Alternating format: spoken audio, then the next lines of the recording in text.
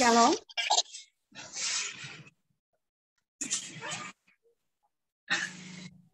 Shalom. Halo. Apakah suara saya terdengar dengan baik? Baik. Shalom, selamat malam Romo Adi, Bapak Ibu, saudara-saudari yang terkasih. Puji Tuhan kalau malam hari ini kita boleh kembali berkumpul. Tuhan persatukan di dalam ruangan Zoom ini. Kita mau sama-sama rindu menyembah Tuhan. Dan terlebih dahulu mau berdoa. Demi nama Bapa dan Putra dan Roh Kudus. Amin. Allah Putra, Allah Roh Kudus, Allah Tritunggal Maha Kudus. Kayak mengucap syukur, kayak berterima kasih kepadamu Tuhan. Buat hari yang indah ini, kau persatukan kami kembali untuk memuji dan menyembahmu, untuk merenungkan sabdamu, terutama kalau esok hari kami sudah memasuki bulan kitab suci, kami sungguh rindu untuk lebih lagi mendengarkan sabdamu, merenungkan firman-Mu. Beracapa pada malam hari ini, dari awal hingga akhir persoalan doa kami. Kami serahkan semuanya ke dalam kemuliaan hanya bagi Allah Bapa, Allah Putra, Allah Roh Kudus, seperti pada permulaan, sekarang, selalu, dan sepanjang segala abad. Amin. Shalom. Saat ini mari kita memuji dan menyembah Tuhan Allah kita. Kita mau dari di sebelah kiri dan kanan ruangan Zoom. Bisa dibuka kameranya, juga bisa berikan senyuman pada kiri dan kanan di rumah kita. Karena sukacita hadir di tengah-tengah kita, di dalam hati kita. Gelora di dalam kita. Katanya berubah dan begitu cintai kita. Cita bergelora dalam hati ini. Cita bergelora dalam jiwa ini.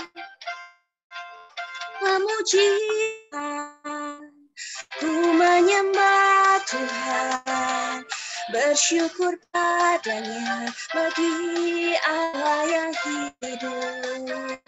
Karena anugerahnya, karena perbuatannya, gelora sukacita, gelora sukacita di hadapannya.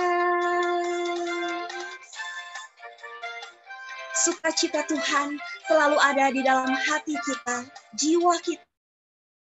Dia selalu memberikan sukacitanya.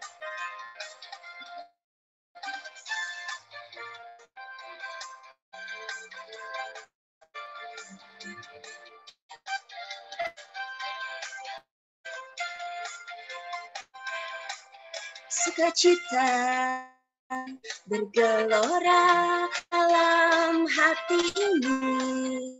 Kita bergelora dalam jiwa ini. Ku memuji Tuhan, ku menyembah Tuhan, bersyukur padanya bagi aku. Karena anugerahnya, karena perbuatannya, gelora sukacita, gelora sukacita di hadapannya. Ku memuji Tuhan, ku menyembah Tuhan, bersyukur padanya bagi Allah yang hidup. Karena anugerahnya, karena perbuatannya, gelora sukacita, gelora di hadapannya. Memuliakan Tuhan Allah kita. Allah yang senantiasa memberikan sukacitanya di dalam hati kita.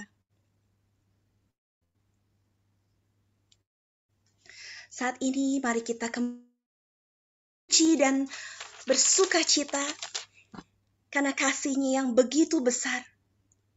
Karena itu besar. Tuhan senantiasa memberkati kita dengan berlimpah, bukan hanya dengan berkat-berkat.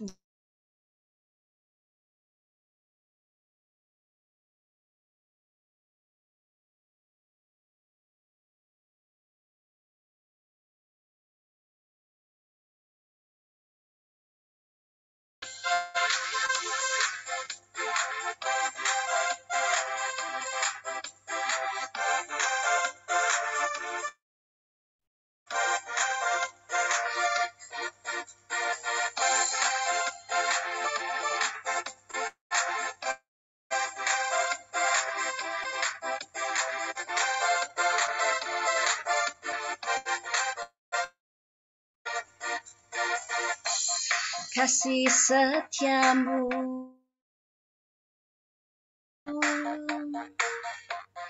hikmat kebajikan tersedia baku.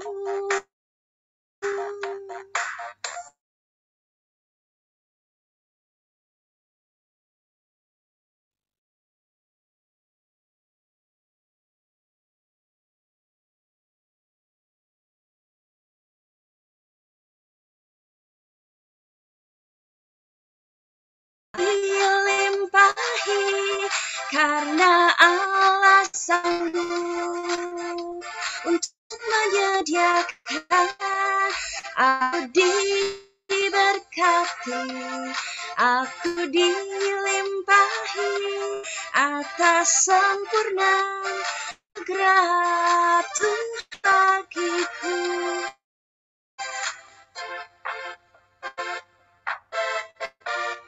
Aku diberkati, kamu diberkati, kita semua diberkati.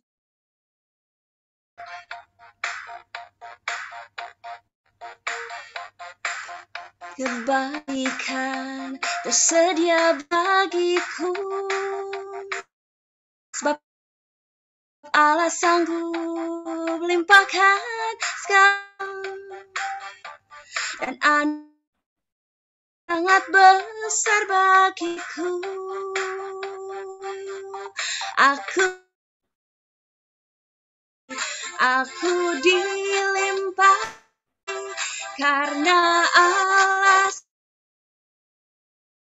untuk menyediakan. Aku diberkati,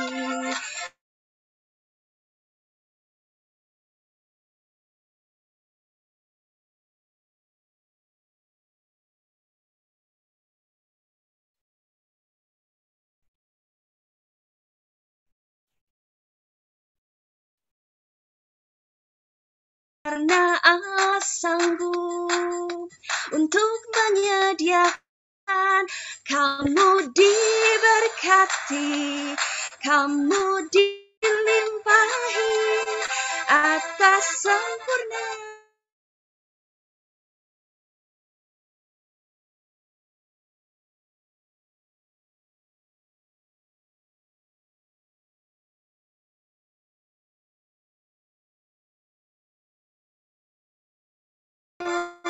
Untuk menyediakan, kita diberkati, kita dilimpahi atas sempurna anugerah Tuhan bagiku. Diberkati, kita dilimpahi karena Allah sanggup untuk menyediakan. Mari kita akan Tuhan Allah kita, Allah yang baik, Allah yang kasih setianya nyata di dalam kehidupan kita. Mari saat ini kita kembali tenangkan hati kita. Kita mohon di hadapan Tuhan Allah kita, mengasihi dan mencintai kita. Allah yang memelihara kita hari yang begitu setia, Allah yang tidak pernah meninggalkan kita dan sedetik pun. Dia selalu ada bersama kita. Walaupun saat ini kita masih banyak harus berada di rumah, kita tidak pernah sendirian. Kita tidak pernah merasa terisolasi. Tuhan selalu mendampingi. Dialah sahabat terbaik. Dialah sahabat sejati.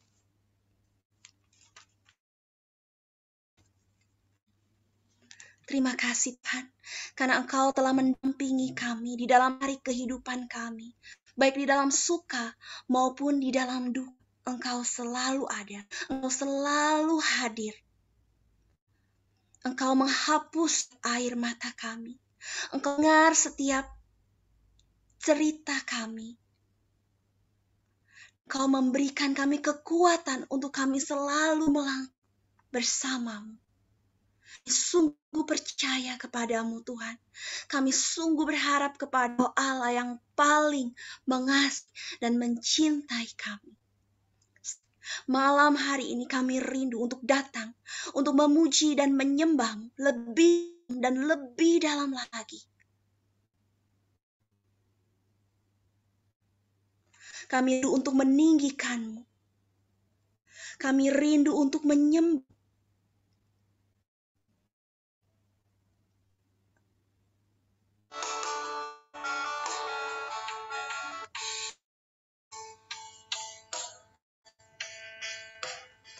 Terima kasih Tuhan buat kesetiaanmu yang sungguh sepanjang kehidupan kami.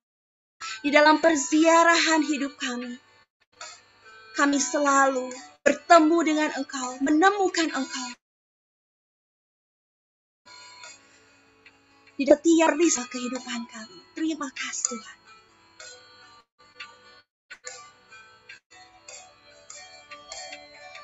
Sungguh besar setiamu, nyata di sepanjang hidupku. Darahmu telah layakkan kehidupanku.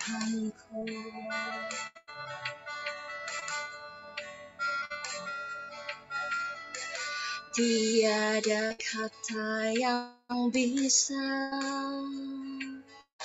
lukiskan indahnya Kau Tuhan. Bagimu segala pujian dan kemuliaan. Ku tinggikan Engkau Tuhan, melebihi segalanya, lebih dalam menyembah, dalam roh kebenaran semangat.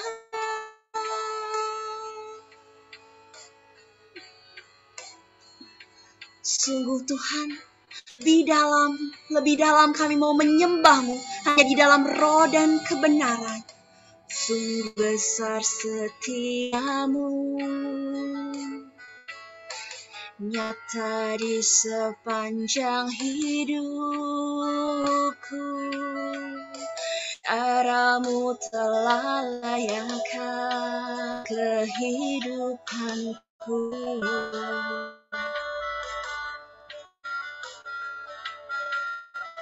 Tiada kata bisa lukiskan indahnya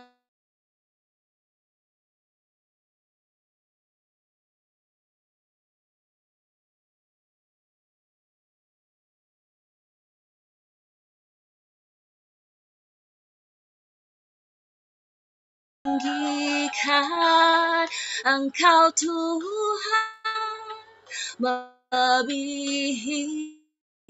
segalanya, lebih dalam ku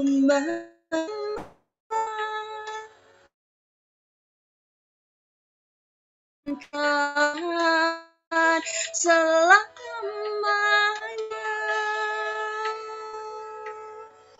Sungguh Tuhan, kami rindu memuji dan menyembah-Mu. Kau Tuhan Allah Raja kami. Kau Tuhan Allah yang bertahta dan berkuasa. Engkau Raja kami yang dimuliakan dan ditinggikan untuk selama-lamanya.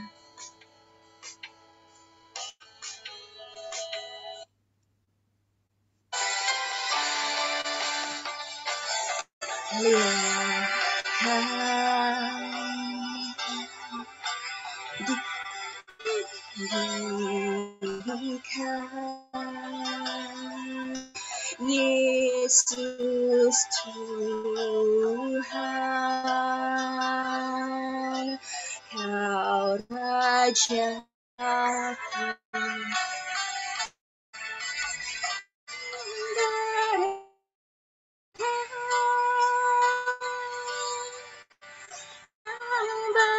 berkuasa. Yesus Tuhan,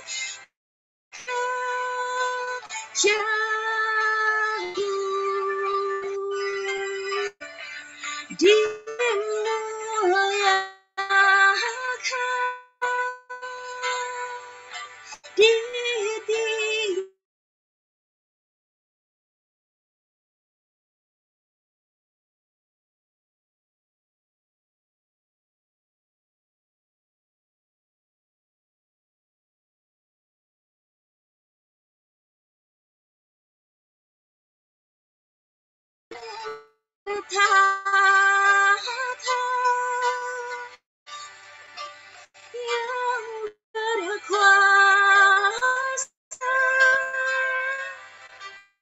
Yesus Tuhan, Kau Rajaku.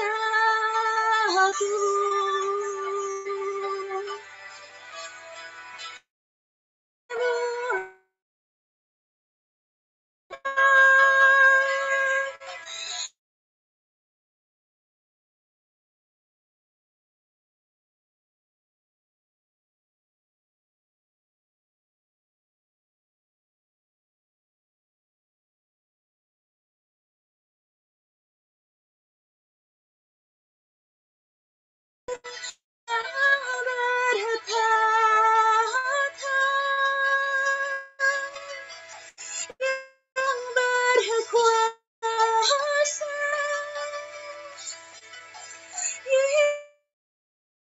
Tuhan, Kau Rajaku.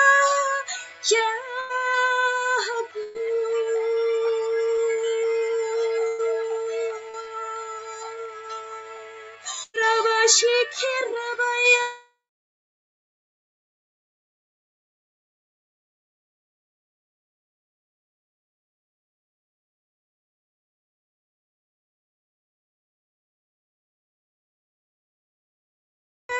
Sikiraya Labayara Shikiraya Labayara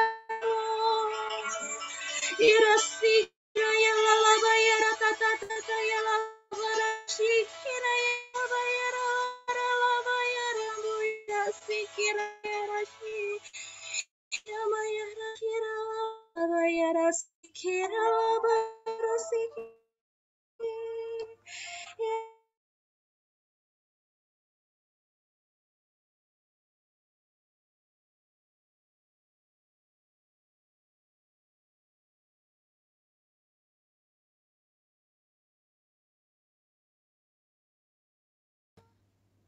Yesus Tuhan Allahku, Yesus Tuhan Rajaku, dipuji ditinggikan, dimuliakan, diagungkan untuk selamanya.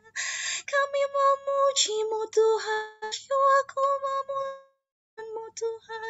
Kami yang hidup, Allah kami yang berkuasa bertahta selama-lamanya. Kira bayara kira lala bayara kira ya lala bayara si kira ya rambu ya kira lala bayara shi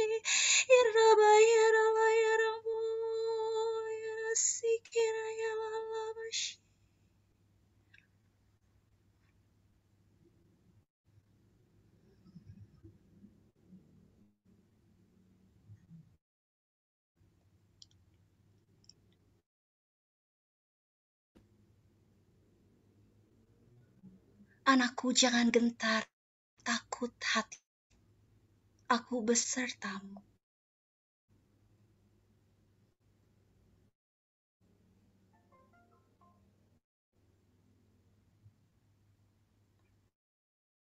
Tinggallah di dalamku, aku di dalam.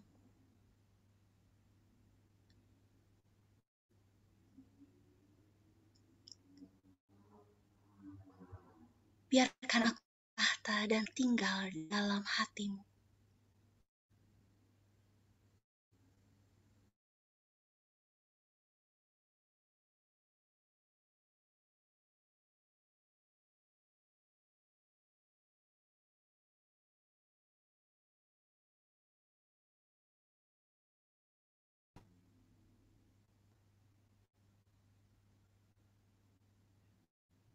Engkau anakku, ku Allahmu.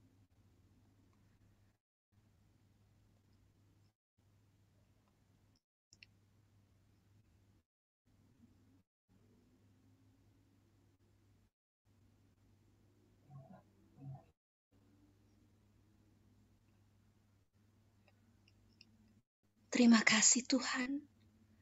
Kasih untuk saat yang indah ini menyembah. Mendengarkan suaramu yang lembut di dalam hati kami. Tuhan Yesus, malam hari ini kami rindu Kau segarkan tanah-tanah di dalam hati kami yang telah dibaca, rindu untuk Kau firman tertumbuh, mengakar, dan berbuah di dalam kehidupan kami. Terima kasih Engkau telah memilih utus hamba-Mu, Romo Adi, ke tengah kami. Berbicaralah ya Bapa, Kamu yang kekili dan yang utus. Biar sungguh Bapa yang menjadi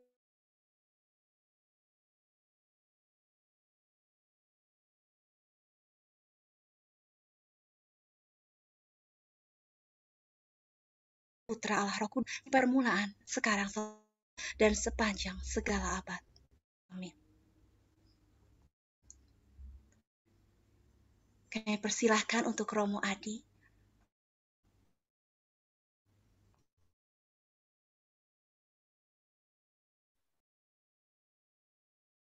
Shalom, selamat malam Bapak Ibu. Ya mudah-mudahan, apakah suara saya terdengar jelas? Jelas. Ya, jelas, Pastor. Ya, terima kasih.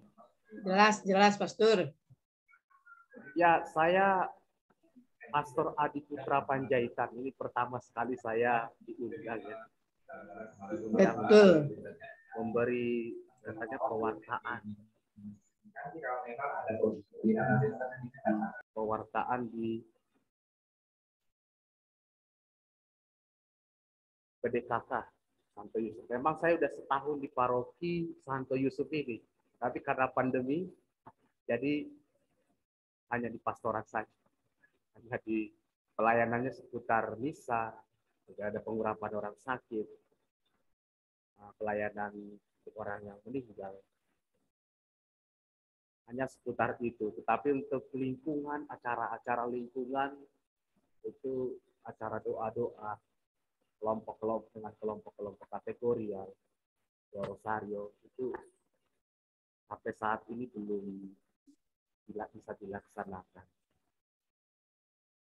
Tentu selama ini kalau saya berkhotbah itu di Ambo gitu ya, di Ambo di gereja.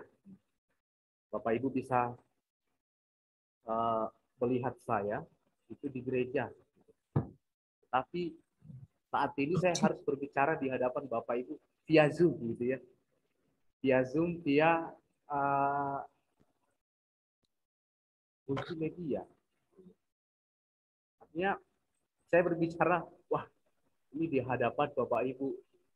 Kalau biasanya di misa itu pasti ada orang yang bisa sebagai audiens atau umat. Tapi ketika acara seperti ini, rasanya ada yang kurang gitu ya. Ada yang kurang. Tapi mudah-mudahan malam ini kita semua sungguh mengalami kehadiran Tuhan, sungguh-sungguh mengalami berkat Bapak Ibu sehat, kita semua sehat, dijauhkan dari COVID. Tema yang dikasih itu yang diberikan ke saya, share screen ya.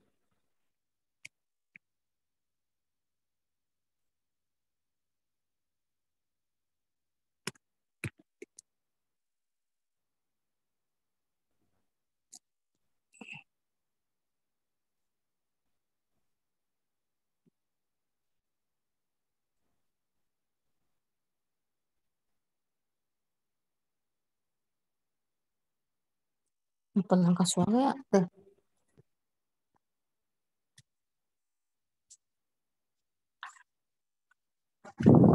Ya.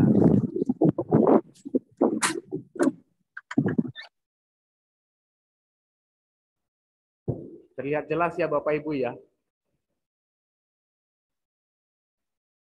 Jelas, Romo. Ya. Ini Yohanes 8 ayat 36. Apabila anak itu memerdekakan kamu, kamu pun benar-benar merdeka. Ini ayat 8 ayat 36. Ketika saya membaca ayat ini pertama-tama, ternyata soal kemerdekaan itu udah pernah dalam beberapa hari ini, 1 bulan ini temanya tentang kemerdekaan. Sehingga saya berpikir, waduh saya harus menyampaikan apa lagi? Semuanya sudah dibahas, sudah diberikan tentang kemerdekaan. Wah, bisa jadi nanti Bapak Ibu yang mendengarkan itu bosan. Tapi mudah-mudahan meskipun nanti ada terulang yang sudah disampaikan oleh para pewarta dari hari-hari sebelumnya, mudah-mudahan Bapak Ibu juga tidak bosan dari Injil Yohanes. Tentu ketika ada satu tema, perikop itu tidak pernah terlepas dari ayat sebelumnya. Maka saya ingin mengajak Bapak Ibu membaca Yohanes 8 ayat 30 sampai 36. Kita akan membaca bersama-sama. Setelah Yesus mengatakan semuanya itu, banyak orang percaya kepadanya. Maka katanya kepada orang-orang Yahudi yang percaya kepadanya, jikalau kamu tetap dalam firman-Ku, kamu benar-benar adalah murid-Ku, dan kamu akan mengetahui kebenaran, dan kebenaran itu akan memerdekakan kamu. Jawab mereka, kami adalah keturunan Abraham dan tidak pernah menjadi hamba siapapun. Bagaimana engkau dapat berkata, kamu akan merdeka? Kata Yesus kepada mereka, aku berkata kepadamu, sesungguhnya setiap orang yang berbuat dosa adalah hamba dosa. Dan hamba tidak tetap tinggal dalam rumah, tetapi anak tetap tinggal dalam rumah.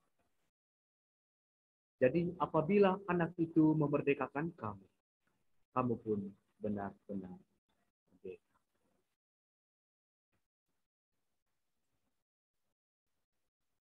Bapak, Ibu, dan saudara-saudari yang terkasih,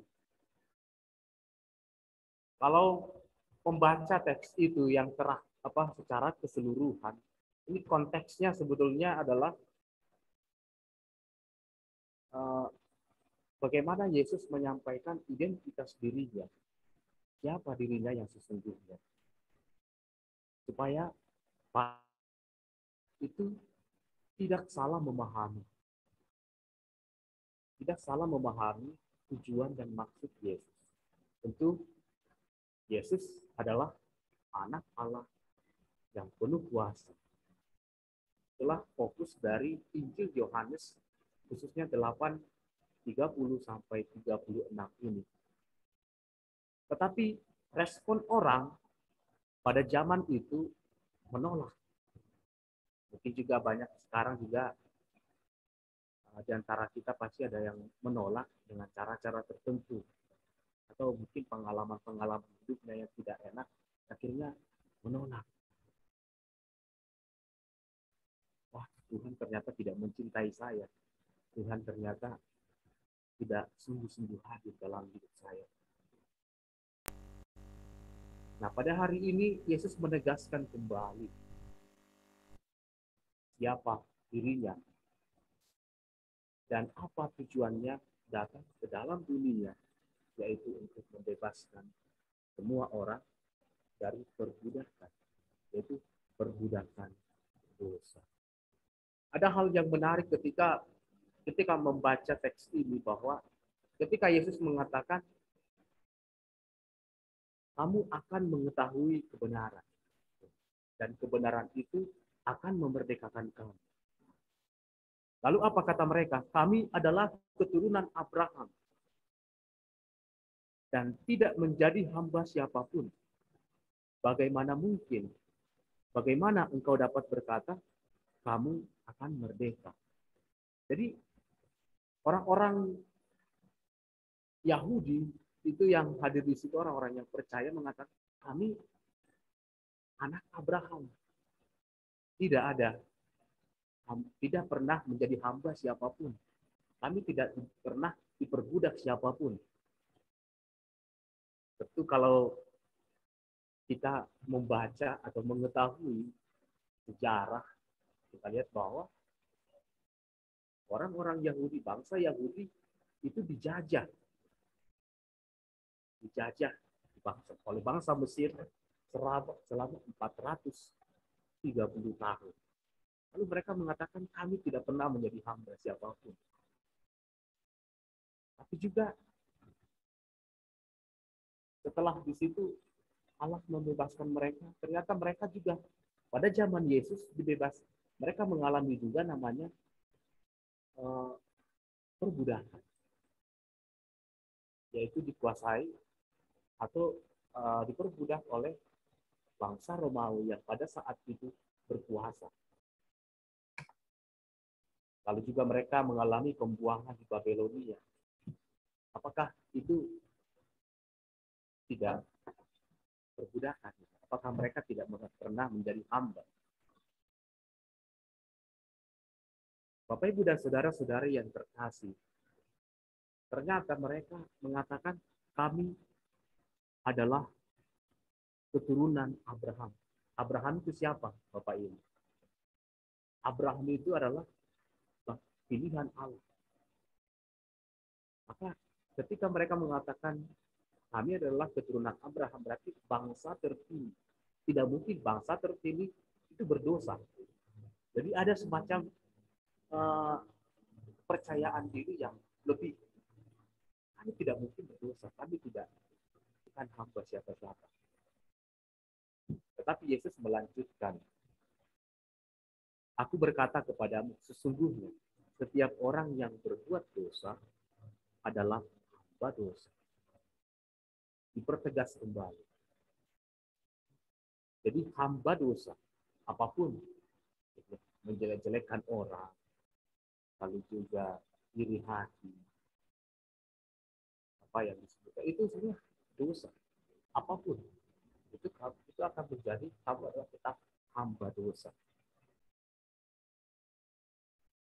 Lalu akhirnya Yesus mengatakan, nah, apabila anak itu memerdekakan kamu, kamu pun akan benar-benar merdeka. Ada yang ini yang digaris bawahi di sini adalah benar-benar merdeka. Ada yang tidak benar-benar merdeka. Misalnya kita sekarang merdeka 70, kita baru merayakan 76 tahun gitu ya. Bangsa kita merdeka 76 tahun, tetapi kita sering mendengar kita sudah merdeka 76 tahun, tapi kita masih miskin, kita masih buta huruf, kelaparan. Apalagi saat ini Bapak Ibu, krisis yang terjadi karena COVID-19, pandemi, itu menghancurkan semuanya. Itulah yang membuat akhirnya orang tidak mengalami kemerdekaan yang sejati, tidak mengalami kebebasan sebagaimana yang diharapkan. Bapak, Ibu, dan saudara-saudari yang terkasih, ini ada pertanyaan. Kapan kita akan mengalami kemerdekaan dari dosa? Apakah kita hanya menunggu mujizat dari Tuhan? Tidak perlu berbuat apa-apa? Karena kalau kita lihat di ayat atau di tema yang kita bahas pada hari ini, nanti saya juga akan fokus ke ayat 8, bab 8 ayat 36. Apabila anak itu memerdekakan kamu, kamu pun benar-benar merdeka. Berarti ini kita hanya menunggu. Apabila kalau anak itu tidak memerdekakan kita, bagaimana? Apakah kita akhirnya menunggu saja, udahlah tohlah, saya sekarang hidup apa adanya saja.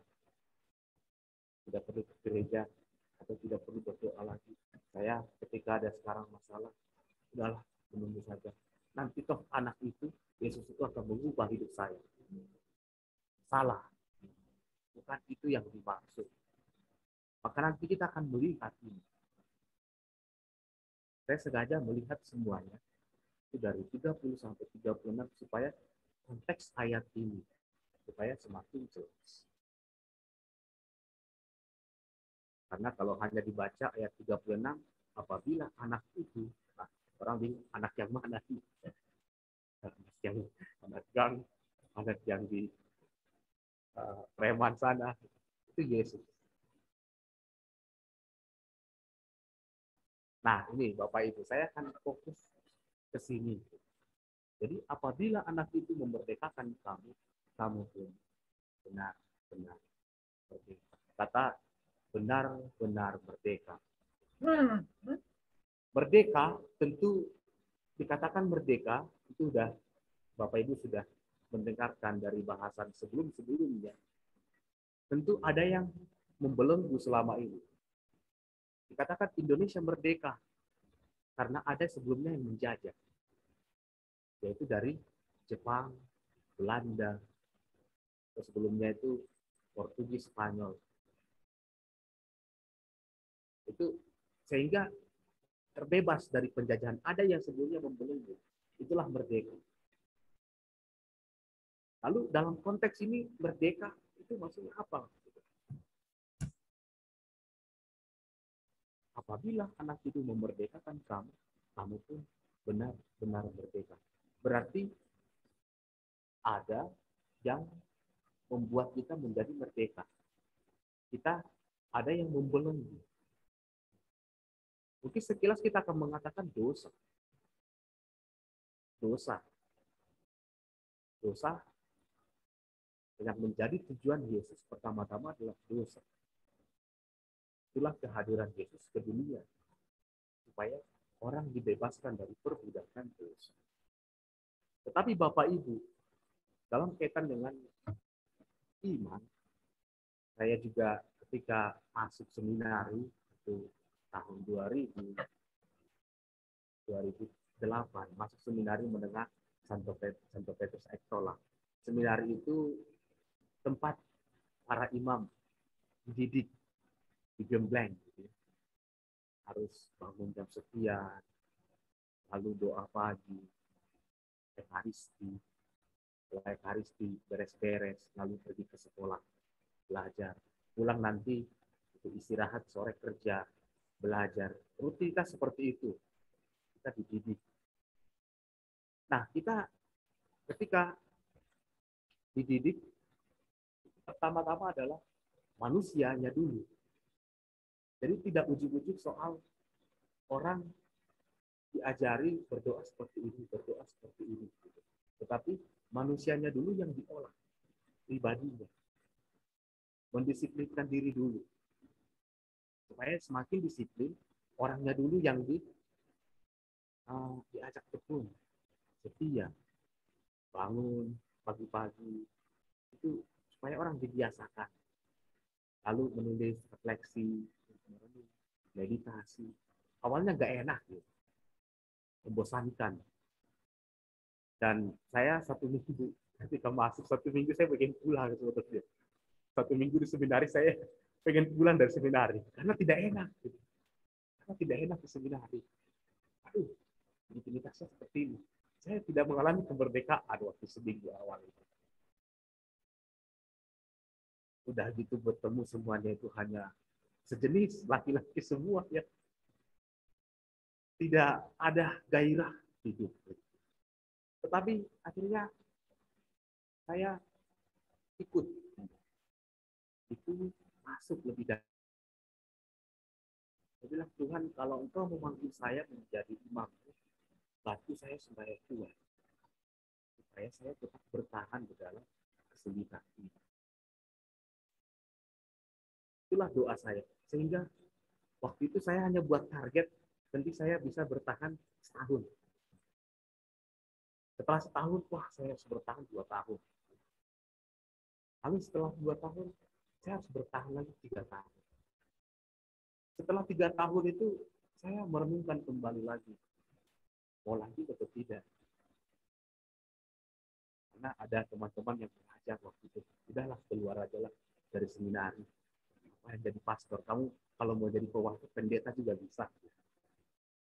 Tapi batin saya waktu itu ada dalam situasi yang saya harus memutuskan bahwa saya harus ikut. Saya harus ikut Yesus. Saya harus melanjutkan perjalanan ini. Karena apa? Saya merenungkan kembali perjalanan hidup saya. Saya masuk seminari sebetulnya mepet itu. Mepet itu kalau mobil itu hampir keserempet itu dikit lagi hampir kena gitu. Hampir tidak diterima karena dites IQ-nya rendah. Karena nggak pernah belajar. Akhirnya rendah. Nah, ini tidak mungkin. Apalagi Bapak Ibu kalau masuk seminari itu biasanya 3 bulan sebelum keluar hasil atau kita belum mengetahui hasil kelulusan ujian negara, kita harus mendaftar dulu seminari. Kita mendaftar. Jadi orang belum tahu lulus dari SMP, lulus atau tidak, tapi mendaftar dulu seminari. Nah, saya waktu itu saya tidak ada pikiran mau masuk seminari. Aktif di gereja, iya, di seminar, juga ketua OMK juga di sana. Mungkin karena saya dilihat anaknya ya agak-agak culun-culun gimana waktu itu gitu. Tapi waktu itu tidak ada niat untuk masuk seminari. Dan tibalah saatnya setelah tamat SMP, 1 minggu sebelum seminari masuk, saya mengatakan ke Bapak Ibu saya mau masuk seminari. Kaget. Bapak Ibu saya kaget karena bagaimana mungkin anak ini, anak yang bandel itu sering bermain sama teman-temannya masuk seminari. Nah, nanti kamu hanya selingkuh di sana. Lalu akhirnya orang tua waktu itu kalau kamu mau masuk silahkan saja. Orang tua mungkin berpikir ya mungkin supaya ya beban hidup juga berkurang gitu. Mungkin. Akhirnya saya diam-diam mendaftarkan diri. Dan akhirnya diterima di seminar. Itu pun dalam waktu yang mepet. Diterima dan waktu itu pas-pasan. Tes IQ, ya pastor ininya mengatakan, ya cukup makan lah. Cukup makan artinya IQ-nya nggak tinggi, tapi yang nggak rendah. Nah itu, tapi akhirnya yang sudah selamat menikmati, coba aja gitu. Jadi yang menerima saya juga kayak terpaksa gitu, kayak nggak ikhlas. Gitu. Nah, kan. Tapi bagi saya ini menjadi pengingat bagi saya ketika sampai saat ini pengalaman mepet itu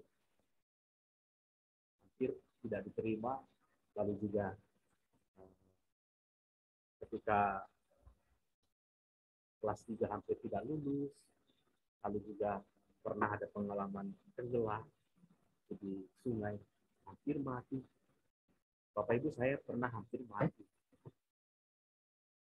Karena di tempat saya, di kampung saya itu ada sungai yang sekarang yang dibangun Jokowi untuk membantu irigasi di sawah. Itu dalamnya itu 8 sampai 10 meter ke bawah. Waktu itu saya tidak bisa berenang. Karena ikut-ikutan dengan teman saya, mereka loncat ke air, mereka sudah bisa berenang. Nah, saya juga ikut berenang, loncat. Saya tidak bisa berenang. Waktu itu saya hanya mengatakan gini, tolong. Dan saya sebetulnya udah hampir gelap, saya rasa. Tapi tiba-tiba ada yang mengangkat. Ada yang mengangkat saya ke atas. Dan yang mengangkat saya itu ada namanya Bapak Ahmad. Sekarang masih hidup. Dia datang, rupanya dia melihat itu, dia datang. Saya ke atas. Dan saya menangis. Waktu saya menangis, lalu diberitahu ke orang tua saya, anakku Adi hampir mati. Orang tua hanya memberi beras. Kalau biasa kalau ada kemalang hampir kita kecelakaan itu biasanya dikasih beras kalau dibakar. Itu pengalaman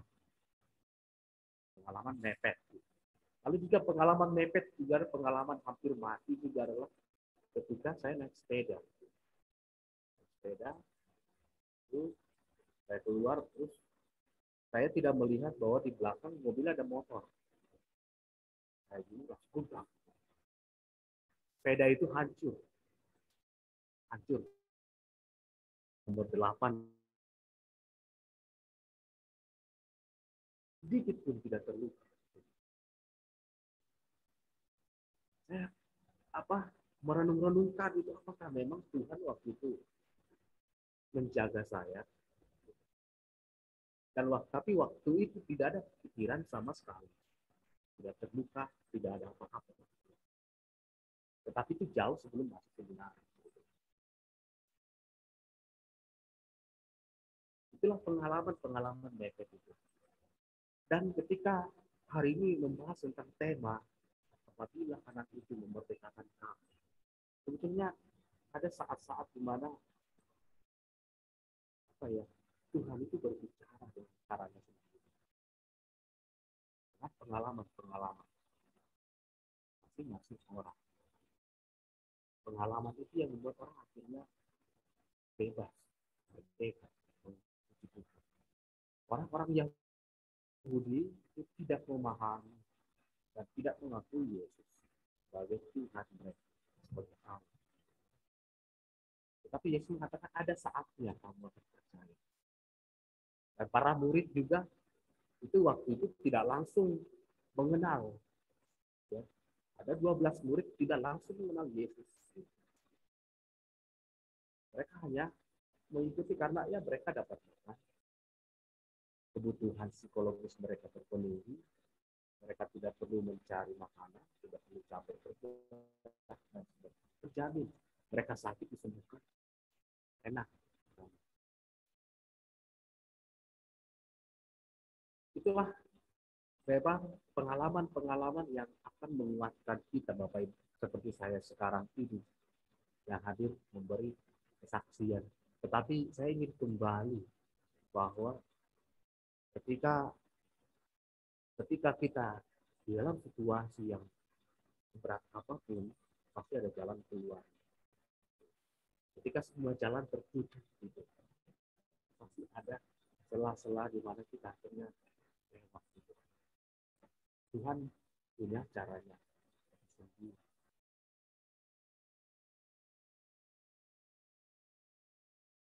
Ini tentang kemerdekaan, gitu ya. Saya tidak perlu membahas itu lagi karena sudah dibahas sebelumnya. Sebelumnya kita tahu bahwa ada terjadi ketidakmerdekaan masing-masing orang karena COVID gitu.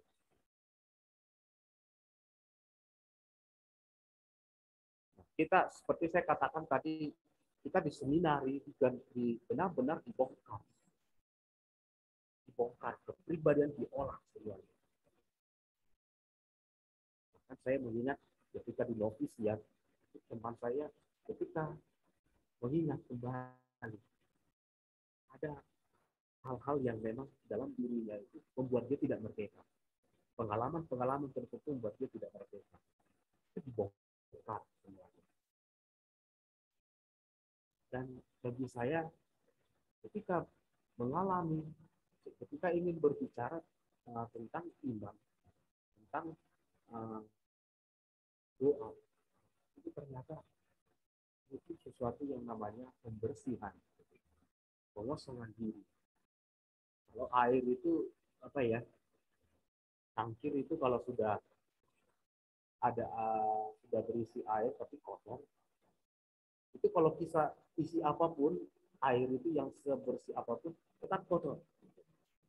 Maka supaya airnya bersih di dalam cangkir ini atau gelas ini saya harus kosongkan dulu gelas ini. Harus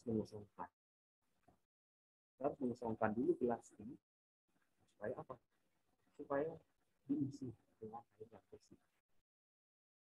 Maka pada hari ini berbicara tentang kemerdekaan, itu saya ingin mengingatkan kita kembali merenungkan diri.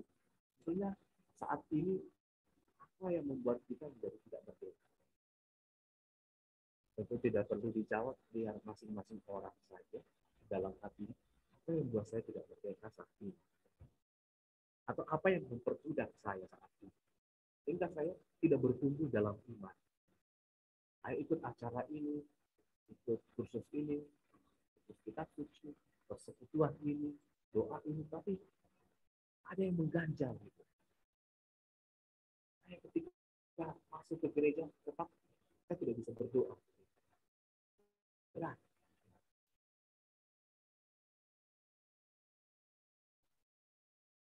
Barangkali apa ya? Ada pengalaman-pengalaman di antara kita Bapak Ibu, saudara-saudari, pengalaman masa lalu yang belum berdamai. Kita belum berdamai dengan pengalaman masa lalu.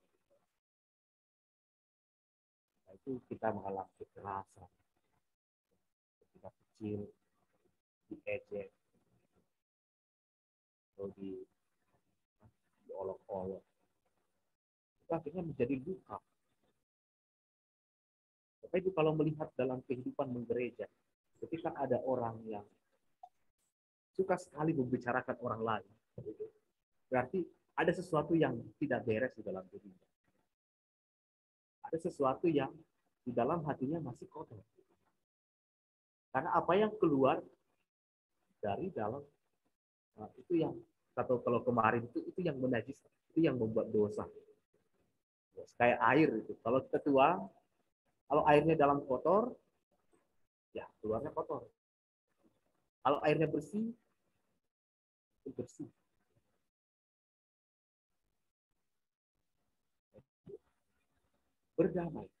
Berdamai dengan masa lalu, ternyata itu begitu penting. Saya ketika di seminari juga ada pengalaman tidak enak. Tidak enak. Karena ya mengalami yang namanya suatu kegagalan ketika saya sebagai ketua waktu itu.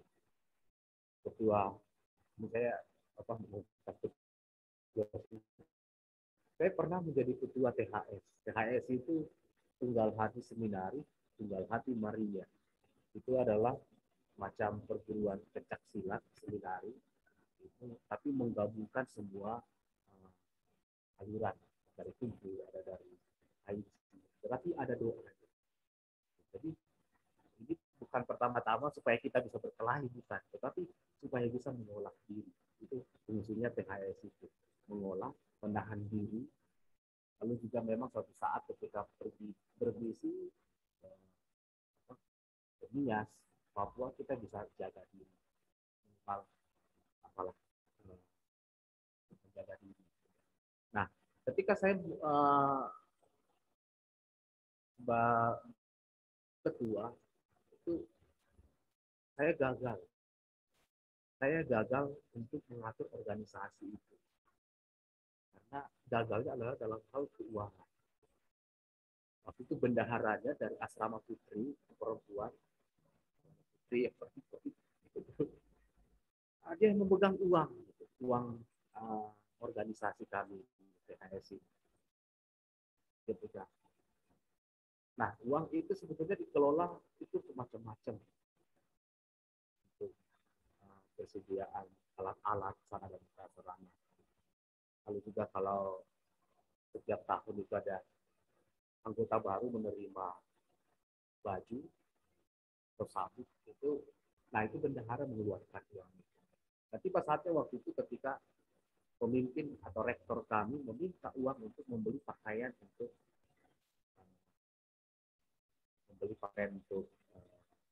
anak-anak baru. Lalu saya ditagih uang. Lalu saya mengatakan uangnya ada di bendahara. Lalu saya minta ke bendahara uang. Lalu bendahara ini dengan gampangnya mengatakan uangnya sudah habis berapa. Saya waktu itu kelas 3 SMA di seminari itu, hampir saya nggak tahu gimana lagi. Saya menceritakan ke pastor seminari bahwa uangnya sudah dipakai oleh bendahara ini. Tetapi yang namanya ketua itu punya tanggung jawab penuh. Sehingga pastornya hanya mengatakan, saya tidak mau tahu. Pokoknya kamu harus bertanggung jawab, entah bagaimana caranya. Kamu harus bertanggung jawab, entah kamu cari dari mana uangnya. Kalau saya minta ke orang tua, tidak mungkin. Orang tua saya orangnya sederhana, miskin, petani. Seminari setiap tahun, setiap bulan juga harus membayar sekian seminari yang sekolah. Nah, waktu itu saya benar-benar frustrasi. Sekolah murni, tidak merdeka. Tidak merdeka. Bertemu dengan teman-teman juga tidak semangat. Bertemu dengan rektor ini munculnya adalah soal uang itu. Tapi yang lainnya, organisasi teman-teman saya, wakil saya, sekretaris saya itu diam semua. Tidak mau membantu. Ternyata itu pengalaman ini akhirnya menurut saya ketika ada sesuatu pengalaman, orang akan lari. Tidak membantu memberikan solusi. Nah, saya belum punya pengalaman apa-apa memecahkan masalah, diberikan itu. Akhirnya saya stres. 1 tahun stres. Ujian stres. Ya, satu sisi memang saya pernah mempersalahkan, wah tega banget sih pastor ini. Dia nggak tahu bahwa saya baru kelas 3 SMA seminari. Tetapi akhirnya waktu itu Bapak Ibu, akhirnya setelah setahun itu, karena saya tidak bisa mengganti, saya tidak punya uang. Akhirnya ada satu pastor yang membantu. Pastor itu yang berbaik hati dari uang sakunya. Jadi dia dibayarkan, menutupi uang. Dan saya akhirnya lega. Lalu saya bayarkan. Tetapi lega itu sudah sempat sakit hati. Gitu. Sempat ada yang membebani saya.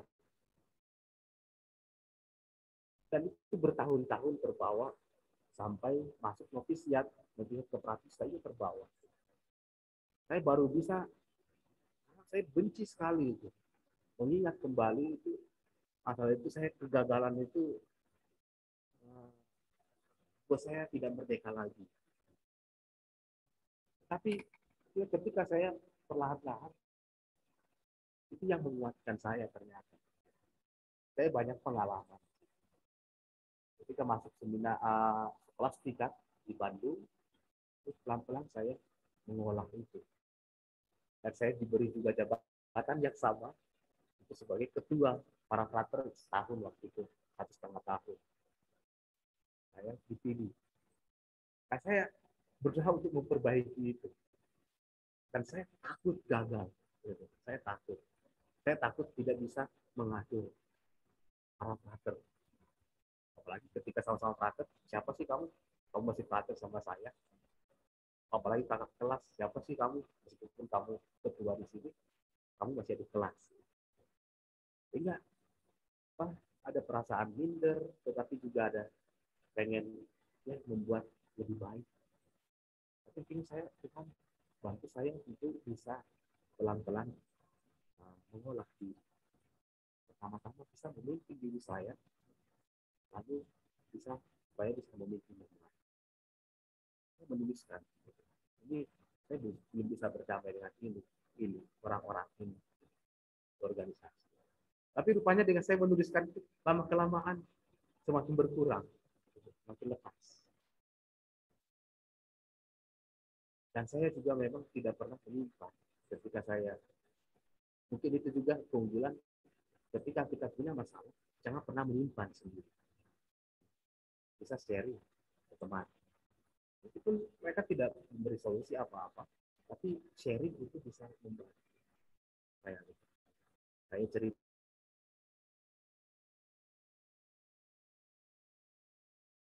Saya di kelas 3. Mulai dari kelas 3 tahun kedua sampai beliau meninggal, beliau menjadi pembimbing rohani saya.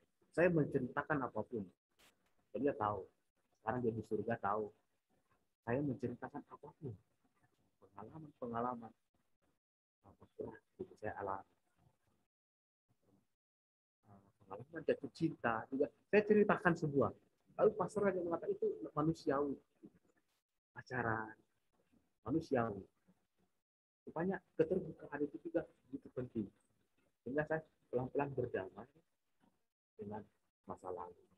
Itu ada banyak luka yang mungkin kalau diceritakan semua pengalaman-pengalaman berat itu tidak selesai sampai malam ini. Tidak selesai. Itu satu pengalaman masa lalu.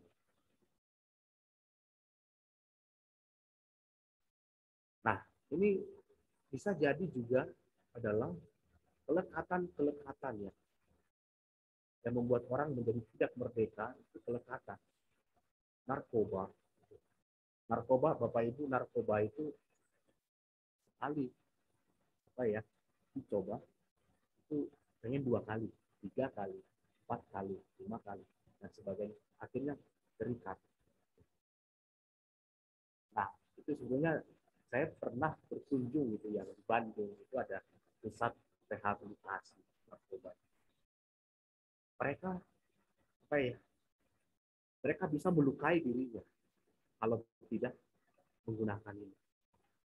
Dan beberapa orang coba dibantu, ada dokter, ada psikolog, dan mereka tidak boleh ada waktu jeda. Coba waktu itu 1 hari full, tidak boleh ada waktu 1 menit pun yang jangan 1 menit lah ya, 5 menit atau 1 jam itu jangan sampai ada jeda. Sehingga di dalam pembinaan itu terisi terus. Dan memang beberapa polisi juga mengatakan narkoba itu kasus yang ada kasus bisa dibantu, tapi narkoba tidak pernah bisa dibantu. Apapun kita punya kenalan ini, punya kenalan itu. Lalu seks itu ya. Barangkali ada masih kelekatan ini. Ini membuat orang menjadi tidak merdeka. Selingkuh. Nah itu perlu diolah. Lalu main game, anak-anak muda sekarang ini game itu, kalau saya tidak main game, bisa stres. Berarti udah diperbudak. Kalau saya tidak pegang HP 1 hari, mungkin Bapak Ibu juga coba nanti 1 hari berusaha untuk tidak pegang HP. Gimana perasaannya? Kalau perasaan gelisah, berarti sudah masuk dalam diperbudak. Shopping gitu. Ada orang yang harus belanja, gitu. Tidak bisa melihat barang ini, belanja ini, belanja itu, belanja itu. belanja baju ini, padahal sudah punya. Tapi karena lihat temannya pakai itu, beli. Jadi ada itu. Akhirnya apa? Diperbudak oleh itu semua. Nah, akhirnya orang menjadi tidak merdeka. Kita menghidupi tahu kemiskinan, ketaatan, kemiskinan. Kita mengucapkan itu. Ketaatan itu berarti kita taat kepada Allah melalui pemimpin. Kemanapun kami pergi itu taat. Pindahkan, besok pindah.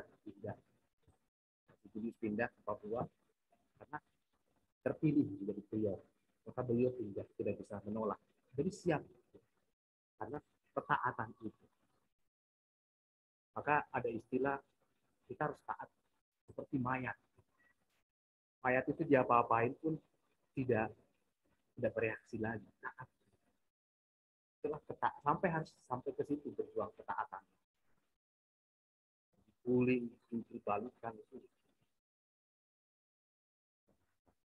Lalu kemurnian, murni menjalani Bapak Ibu diri sebagai suami istri, murni. Kita selalu mengingat janji-janji itu. Ketika seorang sudah tersesat, jangan lupa kembali. Kalau naik masuk tol, itu kita tahu tersesat nih, atau saya salah masuk, teruskan lagi. Kalau nanti semakin jauh, tapi keluar. Seperti kemarin saya tersesat. Jadi pengalaman. Saya memberi perminyakan di rumah sakit Plumbon.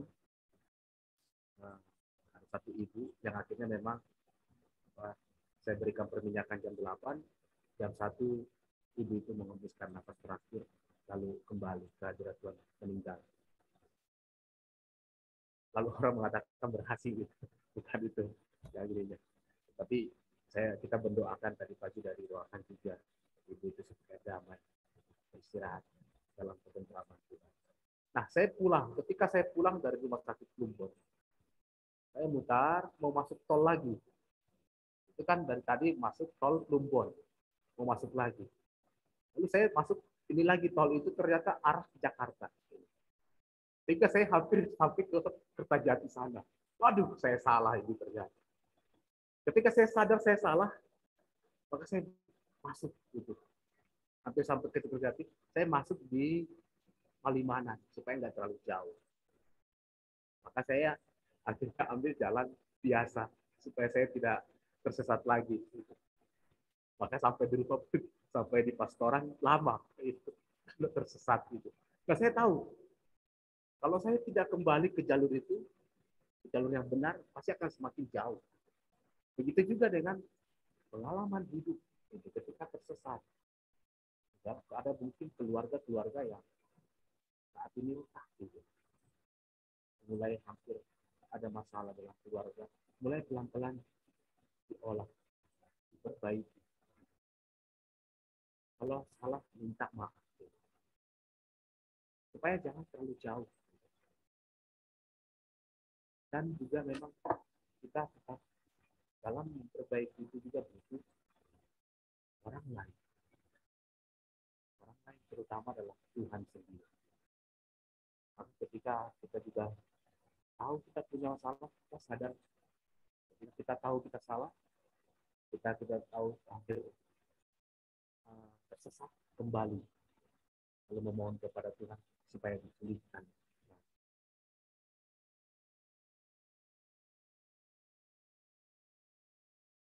Lalu ketika ada hambatan-hambatan tadi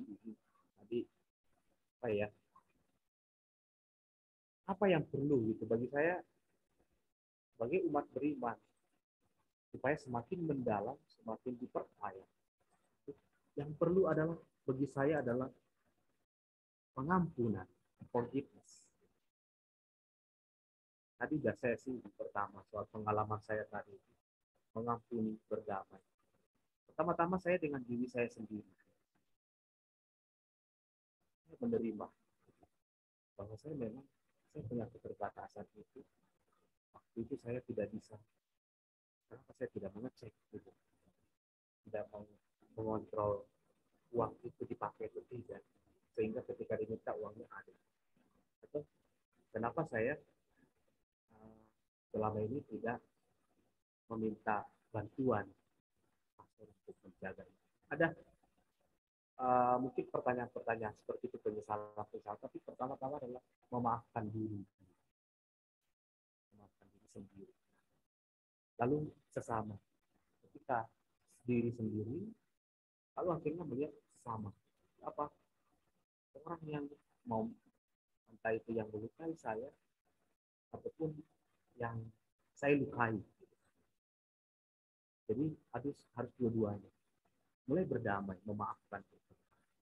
Lalu akhirnya juga dengan Tuhan ini nggak kelihatan ya. Mudah-mudahan Bapak Ibu yang ketiga itu adalah di bawahnya itu ada diri sendiri, sesama, lalu dengan Tuhan. Berdamai dengan Tuhan. Nah, Paus Franciscus mengatakan apa? Pengampunan mensterilkan jiwa, membersihkan pikiran, memerdekakan hati. Kata pengampunan, kalau kita mengampuni, hati menjadi lega, jiwa menjadi bersih, pikiran, hati bersih, ringan. Menjadi hidup pun menjadi ringan. Beda kalau masih mengingat-ingat. Akan berat. Ketika saya ingat lagi, dia pernah menyakiti saya, 2 kali saya disakiti lagi. Saya pernah dimaki-maki, saya ingat 2 kali lagi, berarti saya dimaki 2 kali. Mengampuni. Semua orang yang tidak mengampuni tidak punya kedamaian jiwa dan persekutuan dengan Allah. Nah ini Bapak Ibu, kenapa saya penting pengampunan ini?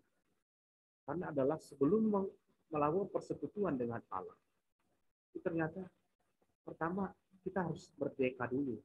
Jiwa kita harus bersih dulu. Kita harus berdamai dengan pengalaman-pengalaman. Apapun itu. Baru nanti kita ngomong baru tentang iman, tentang Tuhan. Orang yang tidak mengampuni akan sakit secara fisik, emosional, dan spiritual. Ini kata Paus Franciscus. Maka pertama-tama supaya merdekalah mengampuni. Mengampuni, berdamai, melupakan hidup secara baru di hadapan Tuhan. Lalu semakin mendekat. Nah, ini juga pentingnya. Kalau kita sudah berdamai dengan masa lalu, dengan pengalaman-pengalaman buruk itu, kita benahi hidup. Makin mendekat kepada Tuhan. Pelan-pelan. Makin hari mendekat. Ikut terus. Tidak. Saya ketika berbicara tentang semakin mendekat pada sang sumber hidup ini, kita bisa melihat tokoh-tokoh dalam kitab suci yang tidak banyak berbicara. Atau para rasul, Bapak Ibu, kalau lihat yang paling banyak berbicara, merespon, protes, itu adalah Petrus. Sekali-sekali Yohanes Pembaptis, yang lainnya diam.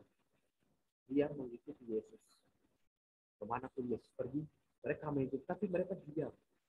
Ternyata penting diam ini. Mendekat itu unsur diam ini penting. Bila ada pengalaman-pengalaman tertentu dalam hidup, diam dulu. Diam, misalkan berminta, Tuhan itu, ya, peristiwa ini mau berbicara apa? Iya. Tadi kita juga dalam puji-pujian sebelum kita masuk dalam keluarga, kita diam dulu. Memohon Roh Kudus. Gitu.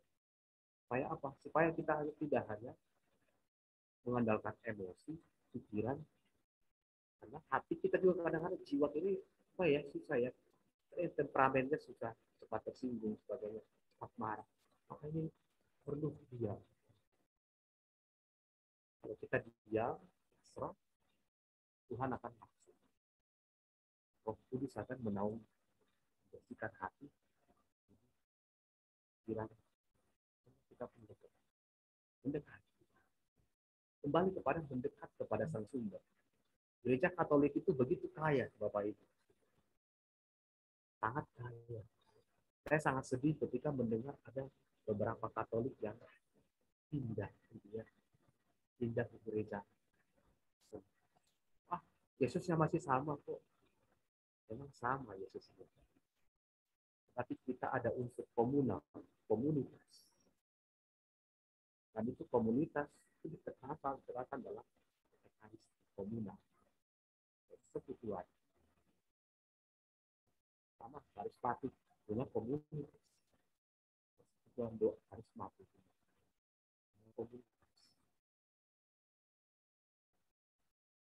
Nah, kita sangat kaya. Apa-apa saja itu dalam sarana-sarana supaya kita semakin mendekat.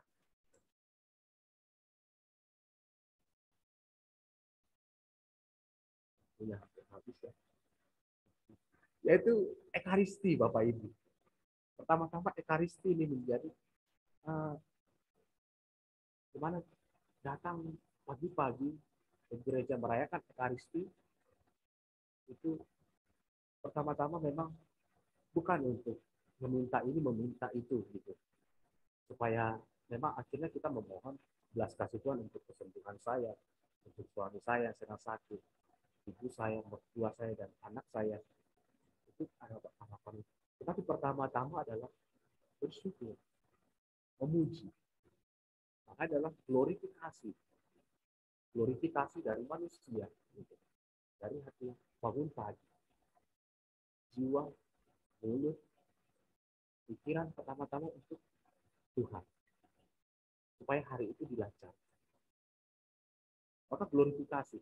Satu lagi adalah baru dari atas itu sanktifikasi, menguduskan. Ekaristi itu ada dua itu. Glorifikasi dan sanktifikasi. Memuliakan manusia, lalu pengudusan. Maka Bapak Ibu, entah apapun hadir saja di gereja, ekaristi, rahmat tetap terjadi. Mujizat tetap terjadi. Karena sanktifikasi Allah yang bekerja. Tetapi alangkah lebih baik ketika merayakan ekaristi ini, kita hadir dengan sungguh-sungguh, dengan hati yang bersih, semuanya diarahkan kepada Tuhan.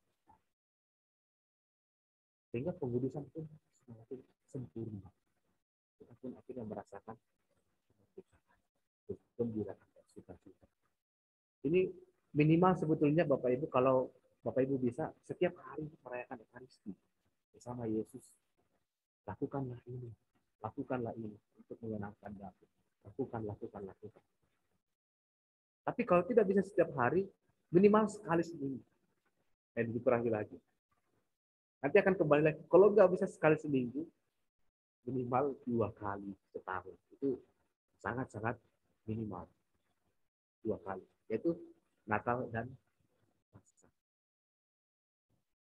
Berkaitan itu juga adalah di samping itu sakramen tobat.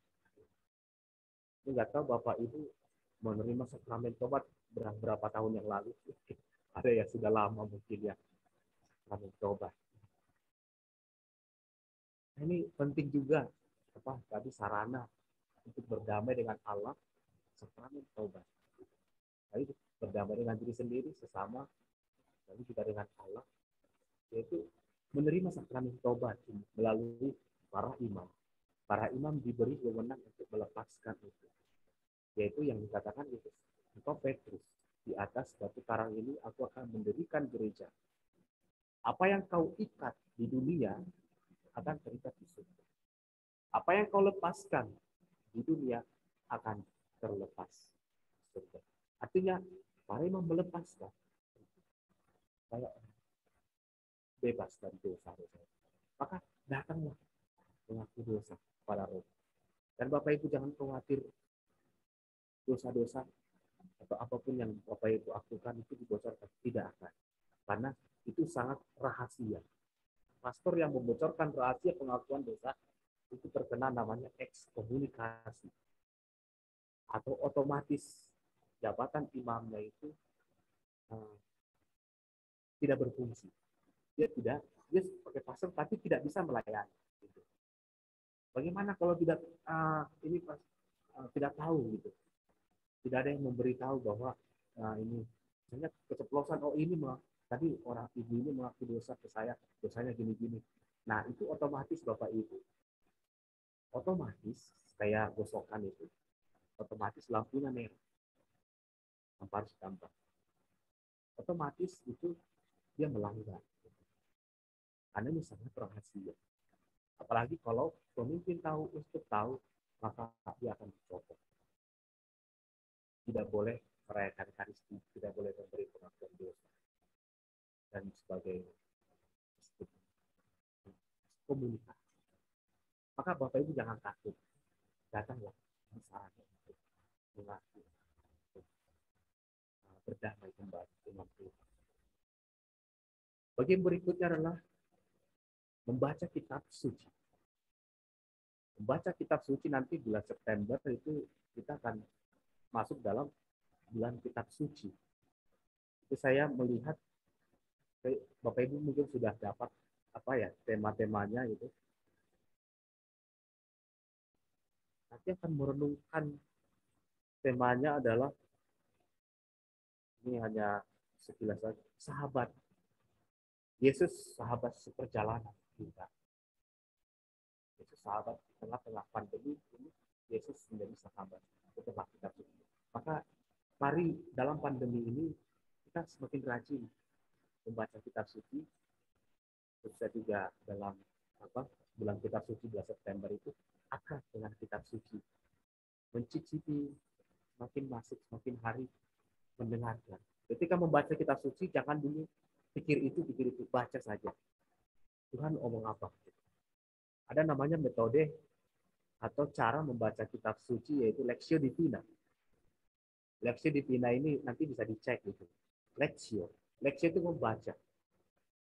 Lalu Divina divine yang ilahi. Jadi cara membaca kitab suci dengan membaca Allah sendiri yang akan mengilhami. Maka para romo juga disarankan ketika membaca kitab suci, mempersiapkan pemilih juga menggunakan metode ini. Silakan Bapak Ibu nanti bisa memakai ini, metode Lectio Divina. Bacaan rohani macam-macam ya. Salah satunya adalah riwayat hidup Santo Santa. Saya pernah membaca riwayat buku harian Santa Faustina. Santa Faustina itu di situ dia menuliskan pengalaman hidup pergulatan hidupnya. Dan akhirnya itu menginspirasi juga. Santa Faustina itu salah satu. Silakan nanti Bapak Ibu bacaan rohani ini juga begitu penting menambah. Bacaan rohani yang utama tentu adalah kitab suci. Lalu mengikuti persekutuan doa seperti yang kita lakukan pada malam hari ini. Persekutuan doa karismatik ini bagi saya, kemarin juga saya umumkan di gereja, silakan Bapak Ibu ikut. Karena ini berguna sekali untuk mengisi kerohanian kita, mengisi jiwa kita. Karena bukan hanya fisik yang diberi makan, tapi jiwa, pikiran juga. Karena kalau pikiran kita diisi terus, hati kita dipenuhi dengan itu sabda, puji-pujian, akhirnya semakin terarah.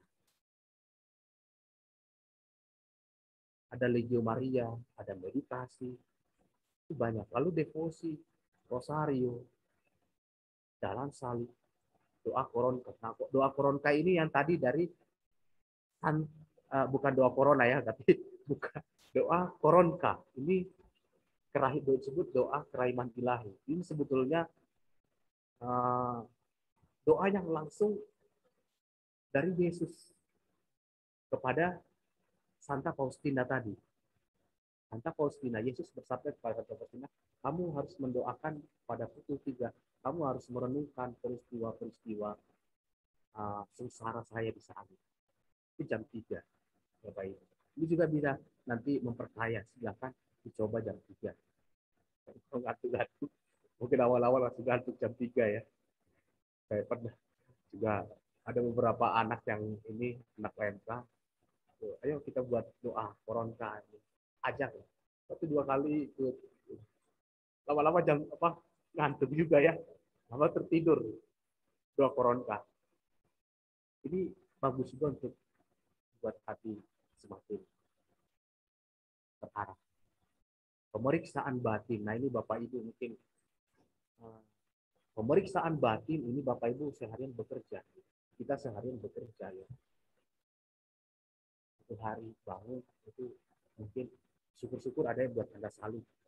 Bangun buat tanda salib, lalu syukur Tuhan atas rahmat baru ini, pengalaman hidup, nafas, kesehatan. Itu arahkan hati saya supaya saya terarah pada hari, saya fokus pada pekerjaan saya, hidup jujur dan sebagainya. Itu syukur-syukur. Nah ini sore hari itu atau siang hari penting juga pemeriksaan batin. Nah kami biasanya para Romo disarankan adalah melakukan ini pagi, siang, dan sore. Siang itu jam 12 ya. Pagi bisa jam 6 atau bisa setengah 6 sebelum Ekaristi. Pemeriksaan batin. Siang itu misalnya sebelum jam 12 berhenti gitu, dari pekerjaan. Diam dari perasaan-perasaan, kecemasan-kecemasan apa yang muncul. Lalu di sore hari periksa lagi. Memeriksa supaya tubuh kita juga kayak mesin itu lelah ya. Saya kembali lagi berfungsi. Saya kadang-kadang ketika saya diam, saya mengatakan terima kasih ke kaki gitu. Dari bawah sampai ke ujung rambut. Terima kasih karena sudah membawa saya hari ini kemana-mana. Lalu juga pinggang, terima kasih sudah buat saya duduk lagi buncit ya. Berat. Ini dalam keheningan, dalam diam itu pemeriksaan batin. Lalu juga hatinya ke hati. Berdamai, bersihkan semuanya. Pemeriksaan.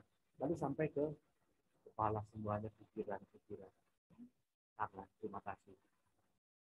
Lalu akhirnya jantung. Menjurus supaya supaya berfungsi. Jangan lupa berfungsi. Bapak Ibu kalau seandainya pernah nggak terpikir seandainya salah satu organ kita tiba-tiba tidak berfungsi. Jauh-jauh lah ya jantung kita tidak berfungsi. Maka perlu diucapkan terima kasih juga. Jantung terima kasih, jantung saya berdetak. Kita tidak pernah berhenti berdetak. Kalau saya berdetak, maka kalau jantung berhenti berdetak, maka oksigen ke kepala pun tidak mengalir, darah pun tidak mengalir. Maka hang, komputer selesai, game over. Maka ini pemeriksaan batin Bapak Ibu hal-hal seperti itu. Bapak Ibu juga sudah capek bekerja, ini belum membaca kitab suci, pemeriksaan batin dulu. Sebelum berdoa, pemeriksaan batin. Lalu visitasi. Ini saya acak Bapak Ibu, ini tidak harus ini, pertama ini, kedua ini acak. Ya. Silakan Bapak Ibu ini acak, jadi tidak berurutan-urutan. Visitasi, kunjungan kepada sakramen Maha Kudus. Kita punya ruang doa, ada sakramen di situ. Pernah nggak Bapak Ibu mengunjunginya atau tidak? Mengunjungi, bercakap-cakap dengan Allah.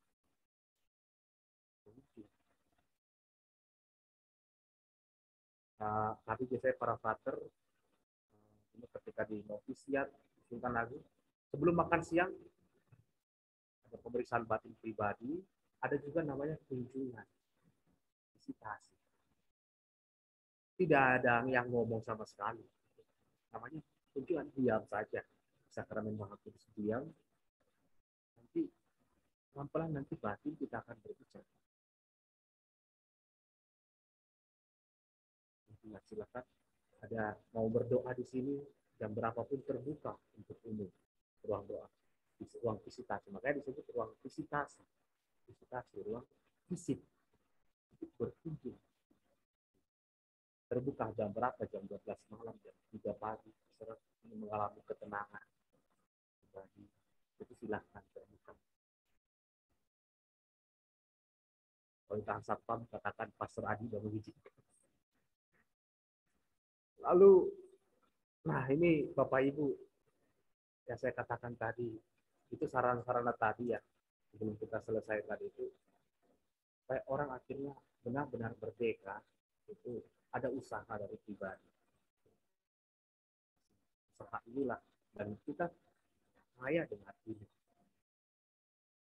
Memang sih seperti pengalaman Petrus dan Paulus, itu mereka karena rasul. Jadi kita juga bisa meneladani mereka. Seperti tadi ada usaha-usaha itu, kita tidak perlu memaksakan, tapi mengalir saja. Mana hati kita mengatakan, kalau Tuhan membawa ke sini, seperti apa? Karena seperti Yunus dia mau lari, kamu harus pergi sana mewartakan. Tapi dia lari, masuk ke kapal, ternyata di situ dia pikir Tuhan tidak ada di situ, di perahu itu, maka digoncang-goncang ke perahunya. Kalau orang mengatakan ada apa kita ini, siapa di antara kita yang berdosa ini? Sehingga badai mengamuk.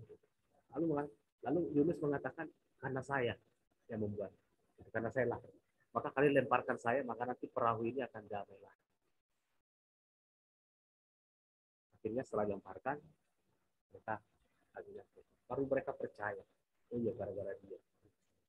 Yang dia lari, akhirnya Tuhan dia akhirnya mau melaksanakan perintah itu. Nah, ini juga kalau Tuhan mengerti paham kita, ada saatnya nanti kita mengalami kedamaian-kedamaian, pengalaman-pengalaman, dipulihkan dari sakit. Itu hanya Tuhan yang tahu. Dia punya caranya, saatnya kapan, hanya dia yang tahu. Waktu itu kan waktunya dia. Petrus saja yang lama sekali. Gitu ya. Petrus ini sangat lama, akhirnya itu total. Dia menyangkal gitu ya. Ketika mengikuti Yesus, itu dia banyak menyangkal. Dia jatuh. Tapi ketika Yesus disalibkan, dia ada penyesalan kembali. Bapak Ibu nanti di kitab suci saya lupa itu bahwa Petrus sebetulnya mau lari yang kedua kali dari Yerusalem. Lalu Yesus mengalami penampakan diri kepada Petrus ini yang kedua kalinya mengatakan, apakah engkau mau menyalibkan saya yang kedua kalinya? Maka akhirnya dia berbalik lagi. Di saat-saat seseorang mau ingin mengalami kemerdekaan, lepas Bapak Ibu jangan berpikir prosesnya itu hanya 2 bulan, 3 bulan. Tapi sampai mati kita nggak tahu. Jadi sampai kita mati, kita tidak tahu. Tetapi tadi usaha-usaha itu yang perlu dengan mengikuti apa yang tadi kita singgung, supaya pada akhirnya kita benar-benar merdeka. Akhirnya ini Petrus, ini tokoh besar dalam gereja, Paulus pertama, ini menjadi teladan kita. Merdeka, benar-benar merdeka, dan akhirnya mau disalibkan terbalik. Kalau orang sudah merdeka, tidak lagi berpikir apapun, dia disalibkan terbalik. Lalu satu lagi adalah Paulus ada 2 sifat yang berbeda. Kalau Petrus itu hari ini mengatakan iya, besok bisa berbeda, tidak. Kalau 5 menit yang lalu mengatakan saya mau bertobat, 2 menit kemudian atau bisa jadi berbuat dosa. Itu Petrus. Banyak cepat jatuh baru saya. Tapi kalau Paulus sekali berbalik total. Penampakan ketika Yesus menampakkan diri Emmaus, Damaskus ya. Makin error karena waktu yang habis di situ di chat. Makin error. Nah itu apa ya? Akhirnya ini menjadi pelajaran untuk kita melihat, merenungkan kedua tokoh ini supaya nanti kita kembali ke supaya apabila anak itu memerdekakan kamu benar-benar merdeka, benar-benar merdeka, tidak hanya merdeka sekali, tapi benar-benar dari segalanya. Maka mudah-mudahan Bapak Ibu, kita yang hadir di sini bisa mengalami pencerahan, semoga apa yang saya bagikan ini berguna bagi kita semua yang hadir, bagi saya juga saling mendoakan. Tuhan, kami adalah manusia-manusia yang lemah. Kami tidak luput dari dosa, tidak luput dari salah. Ketika kami jatuh ke dalam dosa, angkatlah kami dan pulihkanlah kami. Dan tuntunlah kami dalam mengikuti Engkau dan kami setia. Semoga apa yang kami terima pada malam hari ini dapat berbuah bagi kami dalam hidup kami, dalam komunitas kami, keluarga kami, tempat kami bekerja, kami mampu membagikan pengalaman kasih, pengalaman kerahiman,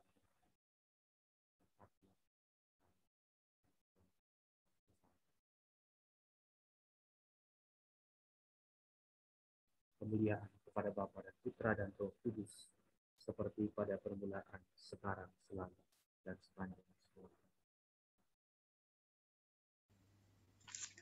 Terima kasih Pastor Adi untuk firman-Nya pada malam hari ini. Dan ada beberapa pengumuman. Selasa yang akan datang kita sudah memasuki bulan Kitab Suci. Dan tema kita pada persekutuan doa tanggal 7 September, selama 1 bulan kita akan merenungkan kitab-kitab di dalam Kitab Suci. Dan tanggal 7 September, kitab Nabi Yeremia.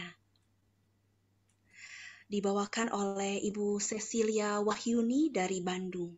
Dan pelayan pujian Bapak Hariman. Saat ini kita mau memberikan persembahan, kita rindu untuk mempersembahkan seluruh kehidupan kita, tubuh, jiwa, dan roh kita. Karena seluruh kehidupan kita, seluruh milik kita, ingatan, pengertian, kehendak, bahkan seluruh kemerdekaan kita mau serahkan pada Allah Tuhan yang paling mengasihi dan mencintai kita.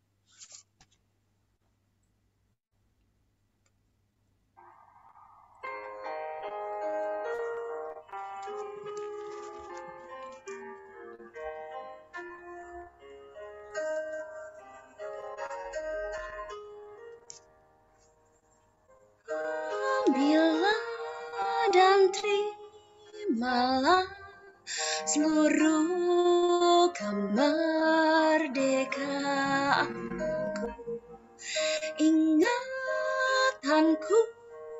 dan pekertiku, dan seluruh kehendakku, seluruh hidupku dan segala milikku yang kau berikan padaku, ku serahkan padamu seturut kehendak-Mu, Tuhan. Ku mohon berikanlah cinta, kasih, dan berkat-Mu, maka cukuplah bagiku. Tiada lain yang ku inginkan, oh Tuhan.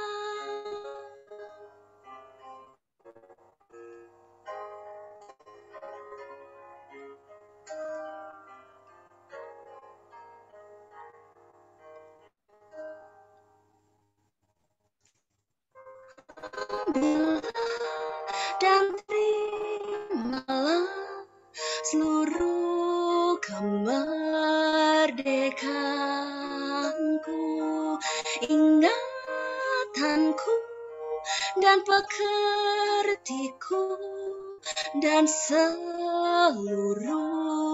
kehendakku. Tuhan, ku mohon berikanlah cinta, kasih, dan berkat-Mu, maka cukuplah bagiku. Tiada lain yang ku inginkan, oh Tuhan. Saat ini kita mau satukan kembali di dalam doa. Allah Bapa yang Maha Pengasih dan Penyayang, kami mengucap syukur kepadamu Tuhan untuk kebersamaan kami pada malam hari ini. Terima kasih Kau telah mendengarkan kami melalui firman-Mu, melalui sabda-Mu, melalui renungan pada malam hari ini. Terima kasih ya Bapa. Kami berdoa khususnya buat pastor kami, Pastor Adi. Kiranya Kau sertai Pastor Adi ya Bapa selalu di dalam pelayanannya, di dalam hidup imamatnya Tuhan.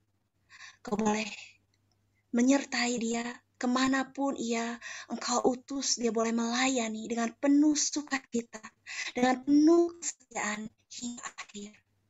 Kami juga berdoa ya Bapa buat kami semua Tuhan, agar kami semua lebih lagi rindu untuk merenungkan firman-Mu, terlebih kami rindu untuk mengikuti perayaan Ekaristi.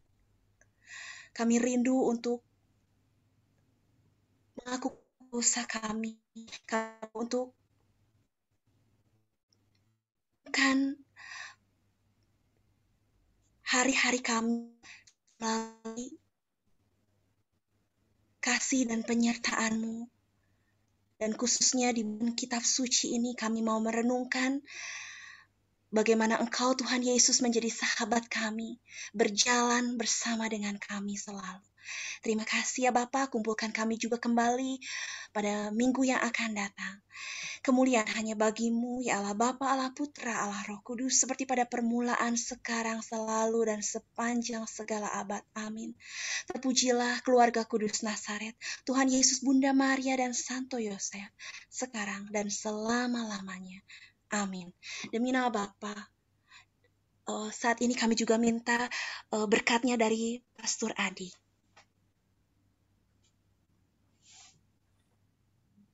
Tuhan bersamamu, Bersama roh-Mu, kita semua yang hadir pada malam hari ini, melalui virtual ini, dimanapun kita berada, di rumah masing-masing.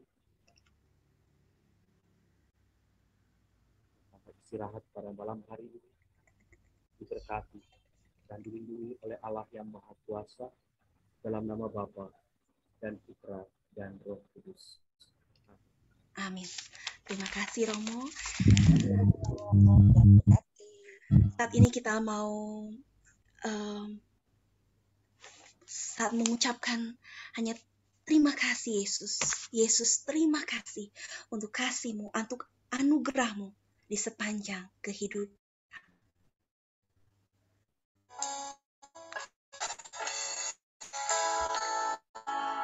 Karena kami ada sebab anugerah-Mu, karena kasih-Mu.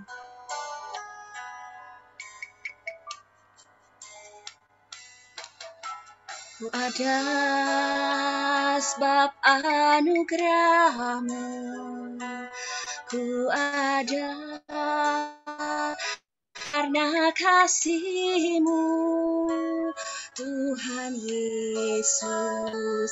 Ku berterima kasih buat kasih rahmat-Mu. Ku ada sebab anugerah-Mu, ku ada karena kasih-Mu, Tuhan Yesus.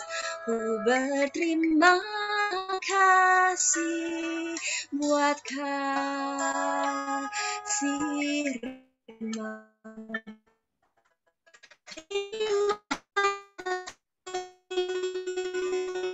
Yesus,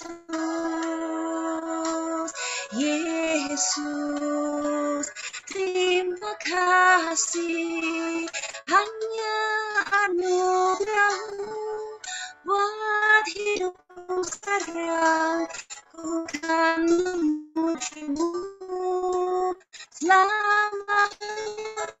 Terima kasih.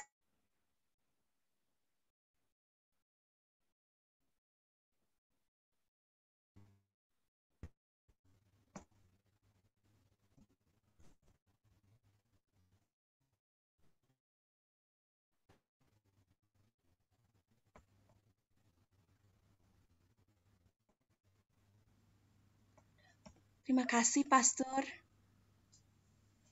Terima kasih, sama-sama.